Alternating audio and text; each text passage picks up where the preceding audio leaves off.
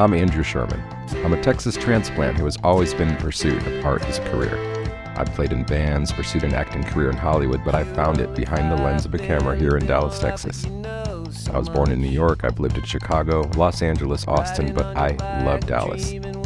There's a magical artistic scene in Dallas that mostly goes unnoticed to the outside world. This podcast is focused on what makes it so special and the people who make it thrive artistically. If you don't live here, and even if you do, you might not have heard of them. This is the Dallas Famous Podcast. So who you gonna be? Who you gonna be when you're all grown? The Dallas Famous Podcast is supported by the Mullen & Mullen Music Project. The music project was created by Mullen & Mullen Injury Law Firm, championing the independent music scene in North Texas.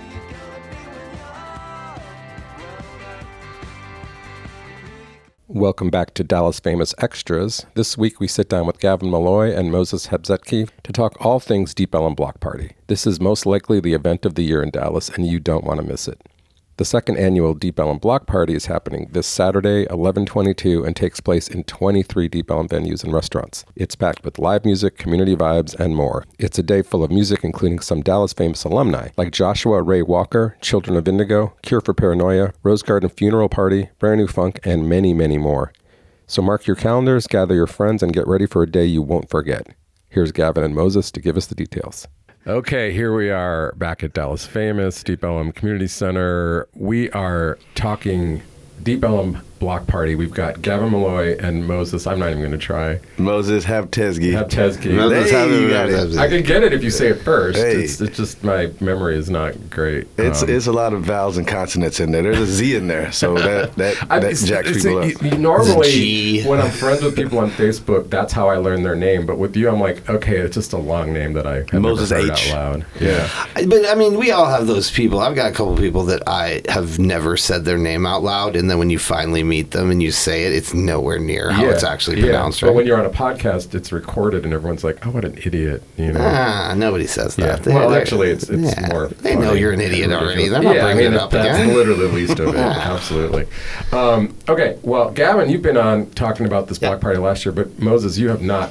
Real quick, what's your deal in Dallas? Why are you somebody to know? I've been around for a minute, like quarter century. I guess, saying, I go by Gray Hat because it's not very black and white what I do.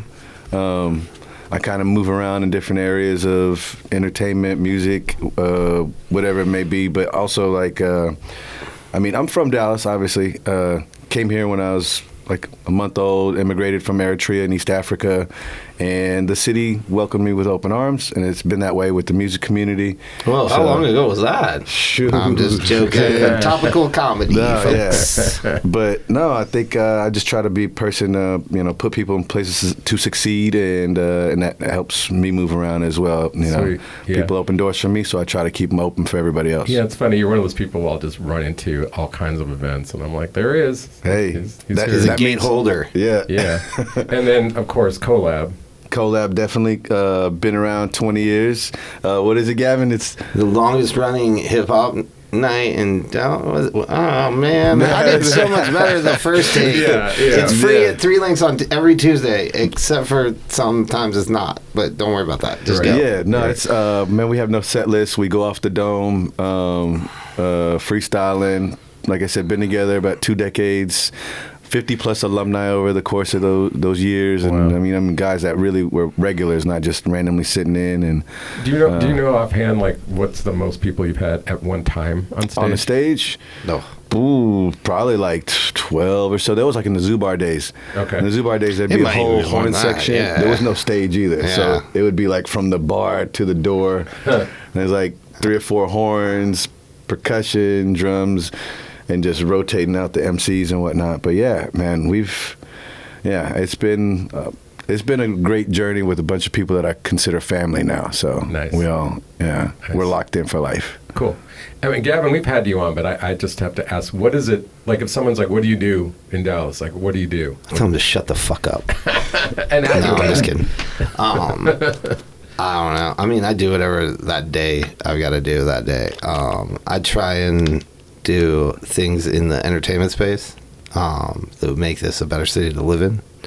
against the city's determination to make that not possible. Yeah, what is up with that? I work with Chris Yeomans over at The Helm. We've got a booking and promotions company. I manage the band For Paranoia. And then I help Moses put on the block party. And then I try and do a couple other things throughout the year. Like Chris and I have a couple bands that we baby manage. And by that, meaning we don't charge them anything. And we're really not active hands-on managers, but we do stable them, and we're open for questions, and we meet once a month, and answer emails and get them on shows they should be on and stuff like that. So that's not a good answer, but no, that's pretty good. It's all right. That explains stuff. I mean, you're another one. I mean, you are Mr. Dallas. Like, you're behind so many. Like, there's so many things that I'm like, it's Gavin. Yeah. Like I was talking to the Jambaloo guys, and they're like talking to you, and it's just you get around, and that's cool. Well, I think that's the one thing. I mean, it's weird that the word Moses chose for his hip hop night and his collab, but that's really all I do. Is I work with other people on things, because by myself I can't get on stage and perform well enough for anyone to buy tickets. Yeah, I mean, I don't think so. We haven't tried it yet, but I'm pretty sure. I'd love to see it. Yeah, we'll get it, but I just think that if I can help other people achieve their goals in the entertainment space. I see a lot of things, like making music and getting it out there to an audience is extremely difficult, especially in the current landscape that we're in right now. With you got to be big on Spotify, you got to be big on social. You really have to be a multi-hyphenate now. You can't just be a singer and make it unless you're Adele or something like that. So I just try and work with, I try and work with as many, there's so many talented people on all sides of the entertainment space in Dallas that if you just put a bunch of them together and got rid of the people who aren't talented but hold everybody else back and continue to insist that they're part of the entertainment community, we can do some awesome stuff. I mean, like, I just got lucky enough to work with everybody over at Amplified Minds on their Louder Than Stigma Fest, and it was just so refreshing, because it was like, I was working with like Tammy Thompson and Chelsea Callahan, and they're just both killers. Like, dude, 3 times throughout that, I was like, I emailed them, I was like, I'm not doing enough. And they were like, shut up, you're doing awesome. Right. So, I don't know.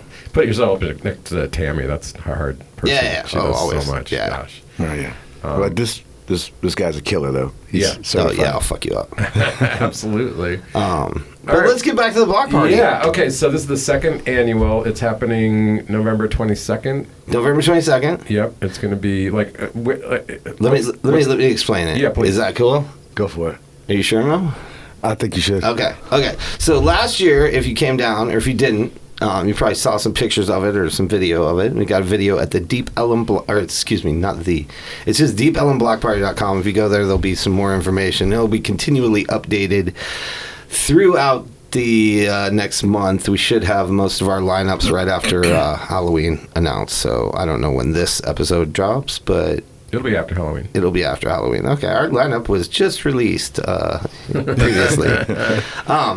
But we're not going to have the big stage in the middle of Elm Street this year. Just with the construction and a lot of the shutting down the streets, it's making it really difficult for people to actually get there. I had a lot of people last year tell me, hey, like they're longtime Deep Ellum people, and they just couldn't get down to Deep Ellum for the block party, so they went. Like I think I had like 40 of my friends at the Landing, chilling all day. Oh, jeez. Which is it's cool. Yeah. It's cool. I support East Dallas always, but. This year we'll have some outdoor stages up and down Elm Street. The street won't be shut down mainly, but we're actually taking over almost every music venue in Deep Ellum. Neighborhood edition. Outside of, say, the Bomb Factor or something that big. Cool. But we're going all the way down to Double Wide. Sons of Herman Hall has a Sound Sounds anniversary thing that's going on all weekend over there. That's part of it. Art Co. We'll have something in All Good Cafe. We'll have... Trees, Dada, Three Links, Armory. Even down on Commerce at Freeman. And Will Call. Yeah, Freeman and Adair's, and even maybe something going over with Dots. But we are looking to actually kind of do it a little bit different. So we're going to have a neighborhood-wide scavenger hunt that will run earlier in the day. And if anybody recalls the Fun Fest scavenger hunts we used to do, I used to do that with a team over at Granada when I was there. They're just a blast. Paula over at Kettle Art's celebrating their 20th anniversary there, so they will be having their 20th anniversary and have like a little activation going on in the courtyard over by Merritt Coffee. The wine walk will be going on. We're gonna have a chicken wing eating contest over at Will Call. I really should have brought my notes because there's other things that I'm spacing on right now, but we'll have over 100 entertainers at every venue, and it will be free. Wow. So that's really the goal. Now some of those venues will transition during the evening to a paid show at 10 or so, but most of the venues are going to be free, and we want people bouncing around. I told Moses, Moses and I go out a lot in Deep Ellum. We're down here a lot, so we have a different experience than most people in that we can hop around to multiple places each night. I think a lot of people come down here and go maybe one place for dinner, see a show, and then get out.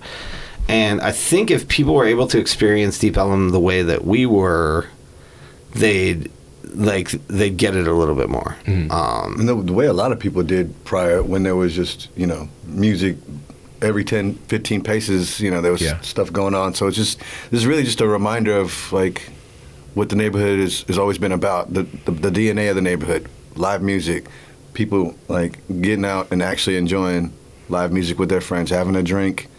I mean, the DJ culture and all that is all good and well, but this block was founded on that, and we will have DJs this year. We will have DJs, but I'm just saying, like he's talking about hopping around. You'll be able to go to Twilight, jump over to Dada, or Trees, wherever it may be, or go down to Main Street and catch a variety of acts, different genres, old and young alike.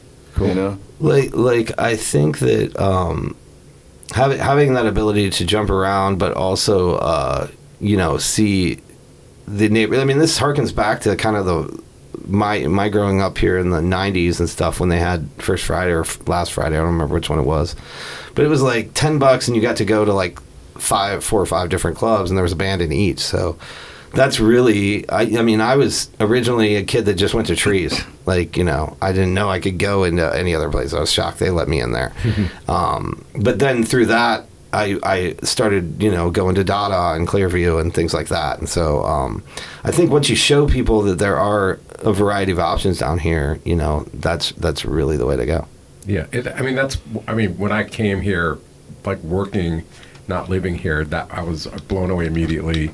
It was like going to Disney World for adults to me, like just all totally different agree. Venues, walking down bars. I wanted to go into every single one, and yeah, I agree. That's what the charm is, and so that's cool that you're doing that.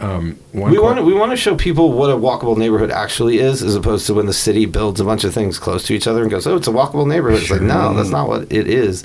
You have to build the community around that, and you have to have talented operators at venues, and we're lucky enough that we have those. But we need to cherish them, and we need to celebrate them, and we need to support them mainly. Otherwise, we are the only place in Dallas right now, I think, that is consistently open till 2 a.m. as far as an entertainment district. Mm-hmm. And that should be shameful, honestly. If you look at other cities our size that we aim to compete with, there's plenty of other districts, that have things where a robust nightlife. And I think we just want to showcase that. Yeah. Question, are you going to have, like certain venues have like certain genres? Are you mixing it all up? How's that going to go? Yeah, we'll have some that are genre-based rooms and some won't be. So, like, for instance, Trees will be a little bit more rock and roll, but some country Americana and stuff in there as well. And then I think, at Dada we'll probably do something a little bit similar to what we did last year and with hip-hop and R&B focused. And then we've got, I'm not going to go stick a bunch of rappers in Adair's. That doesn't make a whole lot of sense. Sure. Or put some emo rock in Freeman. Like, that doesn't make sense. So, yeah, if there's a room and it has a theme, like we're gonna stick to that. But I do think that the variety of Dallas music is so robust that won't be a problem at all. Right. Mm-hmm. Like where did the idea for the block party come from? Well, I guess it evolved from It Music evolved from Fest. the Deep Ellum Music Festival, which was over on Main. And then, I mean, there's been multiple Deep Ellum Block Parties throughout history. There was, somebody tried to throw one in the mid-2000s with Public Enemy headlining. So this isn't it really where we got to now, where did that come from? I can answer that. Yeah. And I think that's kind of a combination of all the things that have happened in Deep Ellum previous, and then also just when I was working full-time in Deep Ellum, it was fucking packed. Every bar you couldn't get into, there's slammed on Friday. We're not like that no more. Yeah. Like, you can come down there and get into a club on a Friday night, for sure. So it came out of desire, but also need. Like, I feel like we need to celebrate these things and show people a little bit more of what Deep Ellum actually is versus what people paint it as or try and make it into, honestly. Definitely. You know, like, you see businesses come down here and get shuttered because they're not, you know, doing the right thing, and that is because the neighborhood kind of revolted against them, you know, and, like, that's legit, dude. Like, you come down here with some bullshit, you're gonna get fucked up. And we want to keep it safe and fun and everything for everybody, but we need to let people have fun. And I think where this really came from is, let's just show people one weekend how to have fun in Deep Ellum again and remember that part. And I think that is where at least I came from. I don't want to speak for not just to piggyback, I agree on it, what he was saying, and it's just about changing the narrative. Like he said, the necessity to remind people, like, what really does go down here, like the cool shit, the dope music and artists and creatives that are out here, and just a reminder. Just we're not trying to change anything. We're trying to amplify what already goes down and has happened, and just again remind people that Deep Ellum is about dope shit and cats hanging out. Like I said, enjoy fellowship, live music. I mean, I repeatedly see people from the mayor to city council people to, you know, people in Deep Ellum say that Deep Ellum is the soul of Dallas and the center of music. Well, let's protect that, and anything else is superfluous. Like, if there's nightclubs and stuff down here, great, but that doesn't matter. It doesn't matter at the end of the day. You can put a nightclub anywhere. So I think the things that are unique to Deep Ellum is the music scene. People, you know, there's art galleries and stuff, and that's great. I totally support all of that stuff. But if that goes away, there's an art district. There's, you know, other places that those things can go down. Right now, we don't have a lot of, like, I don't think our music scene's in the best place, honestly. I don't think there's a music scene at all, actually.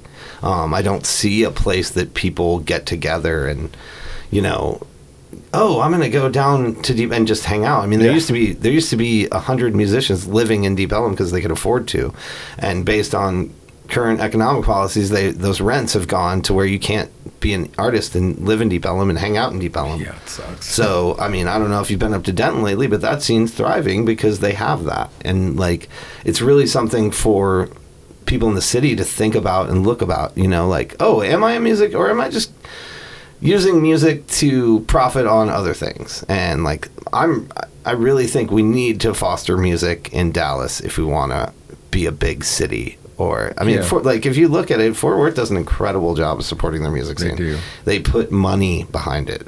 We don't. Yeah. No, it sucks because we have such great talent, and it's like, you're right. It's like, I mean, since I've lived here, I've been here 10 years, it seems like it used to be, you go to Deep Ellum, you'll figure something out, it'll be fun. And, you know, it's just not quite that. And, it's I see the need for this festival, and I'm glad that you guys are doing it. Okay, also, just real quick, this is majorly backed, almost entirely by the Deep Ellum Foundation. Stephanie Hudeberg over there does an incredible job, you know, fundraising for it, to allow us to keep it free for the customer, which is, you know, our goal is to have all of these venues packed out throughout the neighborhood, you know, whether it's Puzzles over on Main Street, or, you know, we're even going down, I got a buddy who's got Good Side Pizza Company, and they do DJ nights, and we're trying to get that going. The people over at the Dallas Comedy House are, you know, looking to be involved. And I think, you know, there's enough talented, creative people in this that ideally, after the block party, people see that and go, oh, I can do a little thing of that. Like, cooperation is the key. And I think a lot of times in the entertainment space, people look at competing things as their enemy. I've never done that. I've always looked at movies or big entertainment events, massive concerts as the, not enemy, but the thing that I'm fighting against. So I'm not fighting another club for eyeballs. I'm fighting against staying home and watching Netflix. I'm fighting against, going to Jerry World to see a huge band. Like I think that I was actually having this conversation with somebody yesterday. I think that seeing movies in the theater and going to live shows are very similar in that they can become very addictive. And once you get somebody in that space and really show them the difference, like watching a movie at home on your couch and watching one in the theater are two completely different experiences. The same way listening, it's even more so that the live music versus listening to music at home or watching even a video of a live performance. And I think people coming out and seeing live music is regenerative. It makes you live longer. There's tons of studies on it and everything. Like, I'm going to live to 1,000 because it's just, he shows of it too. So. Yeah. Or maybe I won't. No, and it's funny too. I don't know what it is about Dallas because we have this great talent, and then it's like it seems like the audiences aren't always there, and you're speaking to a lot of the reasons why. But like I'll see a band play in Oklahoma or Austin, and then come here, and it's like it's a smaller venue, it's a smaller crowd, and never understood that. I think it wasn't always that way. That can be the promoter did a bad job. That can be. There's one thing that people don't realize. Dallas is such a transient city. We don't have the built-in thing that everybody else does. Like, are you from here? No. Are you from here? Yeah. Me either. Like, none of us are from here. Yeah. You see what I'm saying? Like, almost, like, most of the people that I hang out with actually aren't from Dallas, so they didn't go to middle school here, or they didn't go to elementary school, and they haven't developed I said that. Yeah, by the way. No, I am. He's not even from the continent. But you see what I'm saying? And I don't think that Dallas, like, I would push back on that. I think we outdraw Oklahoma on almost every show, unless it's done poorly or it's going against something else. I think the one thing that we do have is we have so many talented musicians here, and I was talking to somebody from Atlanta this weekend at a music festival in Shreveport about this, that like if a big tour comes through, we know one of the guys playing on that show. It's true. Like, our musicians are all over, traveling everywhere. And so that part is great, but it also, like, I manage a band that when we play live, we like to have 12 to 13 people up on stage. They're never all on the same stage. Getting back to Moses talking about Collab having 50 members, there's 20 members of Cure for Paranoia if you really get down to it. So I think that's kind of something. But also, getting back to your point about we aren't supported by our city. No. We aren't supported by, like, the music scene is not supported by anything. Yeah. Yeah, like you said, those guys, they play all over the world, right? Yeah. They're killing it. They go to Europe or Asia or wherever with great, crowds and huge, dope response, but then they come home and... We've got 7 Grammy winners on a stage and there's 15 people in the audience. Yeah. Now, those guys are playing to play, which is the way you actually get great at things, is practicing them. And I think they genuinely love who they play with. Like, they get to come home and, like, they're, they're all just like, here's a bunch of killers, and we get to actually go jam and see what we come up with. So I will, you're right. Like, Oklahoma, like, they're filling out a venue because there's no other show that night in Oklahoma and to see. I remember the Neil Young show got canceled because there was like 5 sold out shows that same night here in different venues. Wow. It was kind of nutty. How are you? So are all these bands Dallas bands that are in the No, there's a couple that aren't, but they all have Dallas ties. Right. So, like, we've got a couple that is like a Dallas artist that, has moved somewhere else, but they're coming back home for this. We got a couple bands that are hopefully reforming to play, so that'll be kind of cool. No, now you've piqued my interest a little. But the thing is, I can't tell the lineup yet because it's not 100% confirmed, even though we're almost a month out. Yeah. I'm really good at doing my homework at the last minute, though. I learned it I've been working with Cameron McLeod over at Cure for Paranoia, and he's taught me the secret to do things very quickly. Yeah. Is to put a deadline on yourself and just wait until that deadline comes and then you'll knock it out of the park, dude. Well, it's true. Like, but also you keep it, like, I've had this is the thing, I think last year I didn't know as much about what I was doing because we just hadn't done it before in the way we were doing it. And I just let it sit in my subconscious for a year. So I'm like, oh, dude, things just popped up throughout the year when I'd see something, you know, at South by or, you know, somewhere else that I was like, oh, we should do that. We should do that. And I also think that the musicians from here are good enough that if you're not coming down here on this Saturday, like, you're just going to miss out and you can watch about it. Mm-hmm. Yeah. No, I mean, you're right about the deadline thing. I remember, like, I used to hear my dad, his voice in my head, and he's like, you waited till 0 hour to do that project. And it's like, yeah, that's how it works. Like, you can't do it until it's like the deadline's on you. So, I mean, this sounds exciting. Like, in a perfect world, how do you want this day to go? Well, in the perfect world, I mean, I can give you a little bit more info on, like, there'll be some activations starting at noon all over the neighborhood. There's going to be a sock drive that we've done repeatedly over at 3 Links with a fish fry. The wine walk will start early. The scavenger hunt will start early. We're really looking to start the music about 3 p.m. in some of the venues, and then some of them will start later. You know, some don't do anything until the evening, but most of them should have some music going on in the afternoon. And then, you know, I think it's just kind of one of those things where it's like, hey, if I want to go do a day party, I can go down there and get out by 8 p.m. or go home by 5 or whatever you want to do.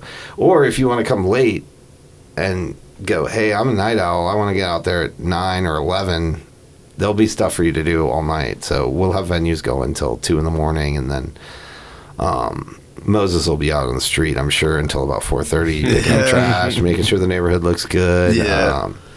Nice. You know, like last year, man, it had that family reunion feel where there's going to be some faces that we haven't seen in a minute, you know, and then maybe make some new friends. But honestly, it was just like, it just felt good. It had the amount of people, like, not just like the people that were coming to the shows, but the service industry folks and everybody else. It was just like a lot of high fives and hugs, and everybody, like, the community really came together.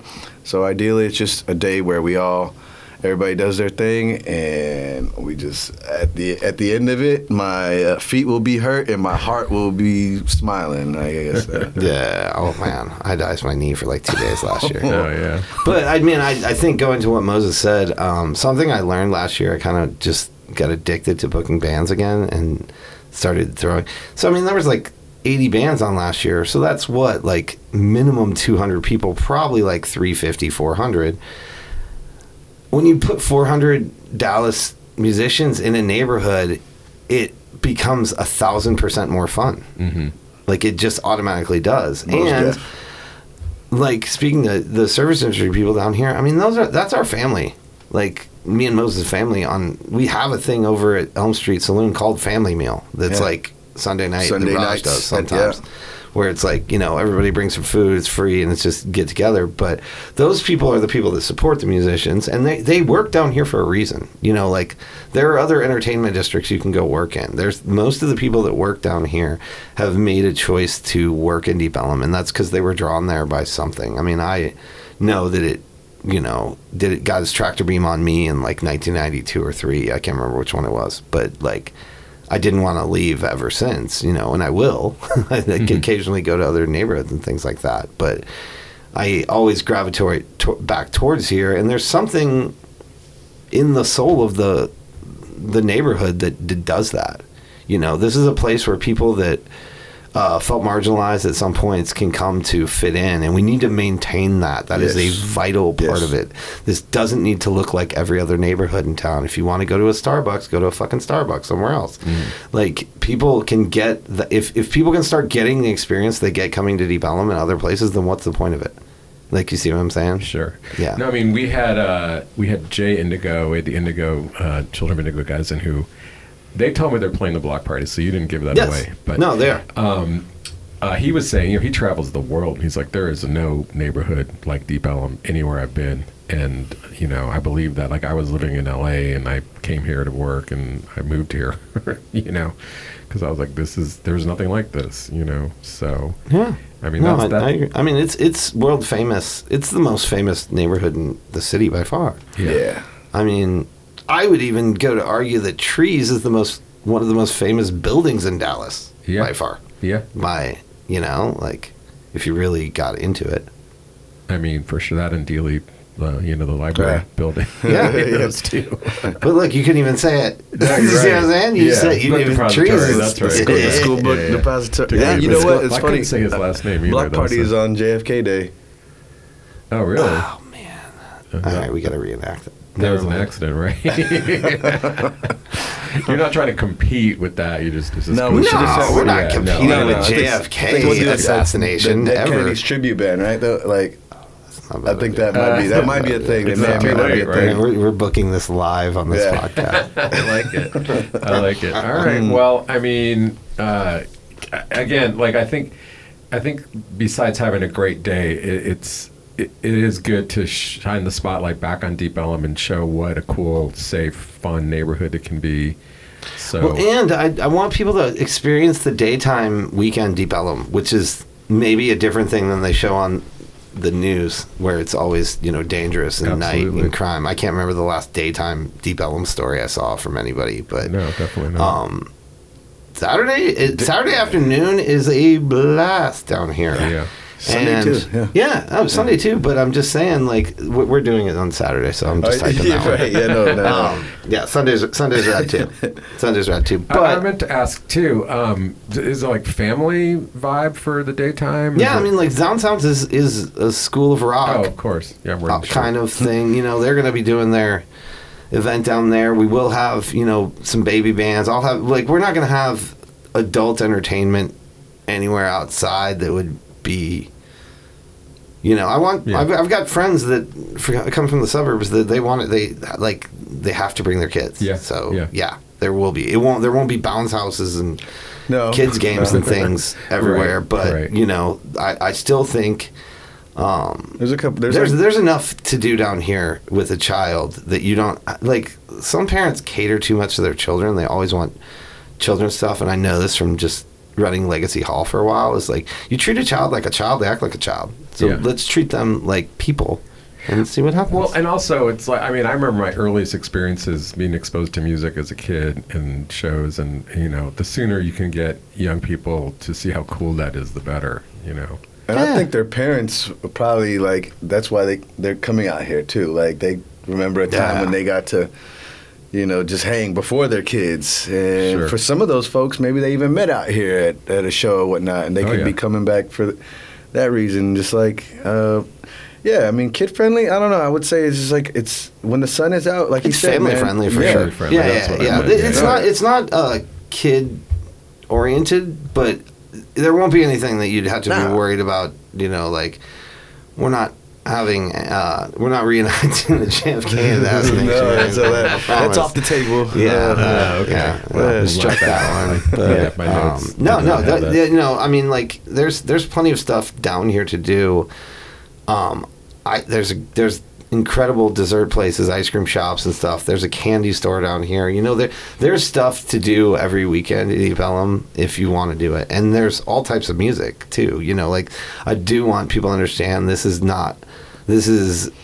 we'll have country, we'll have hip hop, we'll have rock music, we'll have punk music, we'll have metal music, we'll have probably jazz and blues. We'll probably have somebody on some bongos. We'll have some DJs. We'll have some singer-song. You'll walk into some place and the whole room will be quiet because somebody's singing their heart out, you know, with no music behind them. So it's hopefully the full spectrum of Deep Ellum. God, that sounds funny. Well, I mean, that is one of the things that Dallas has to offer, is every genre has got amazing bands and music.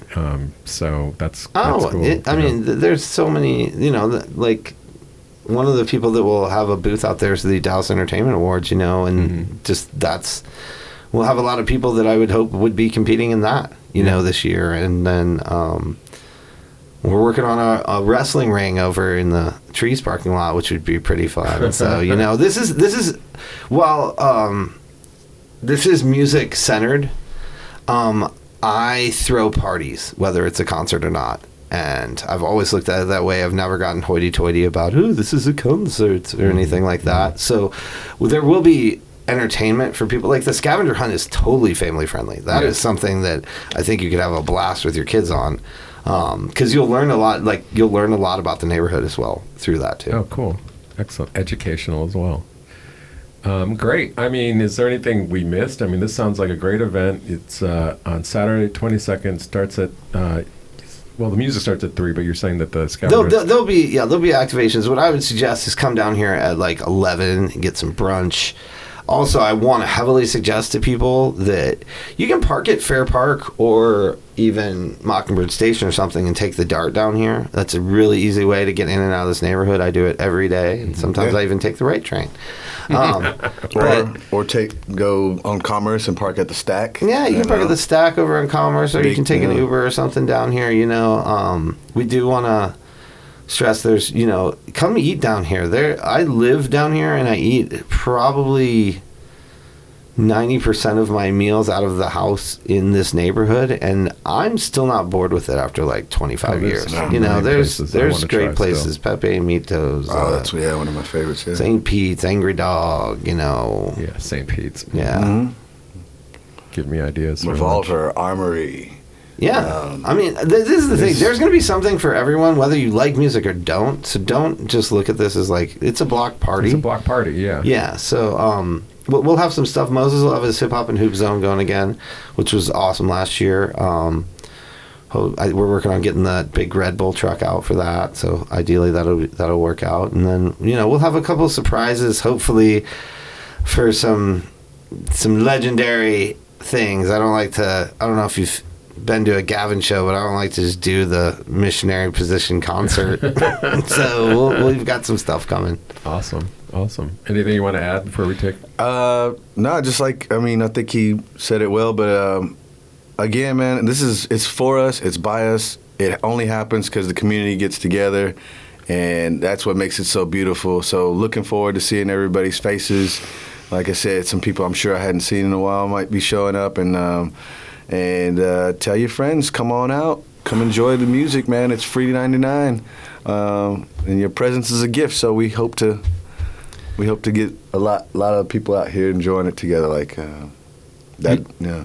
And then if you go to deepelumblockparty.com, we should have all the updated information, since this is not being a live broadcast that we're doing here. Like leading up to the weekend. So. And we'll have everything on there, and then go follow us on social media, and then go share it to all your friends that like music and fun and everyone who's not boring. And then I am working on an inflatable costume meetup this year.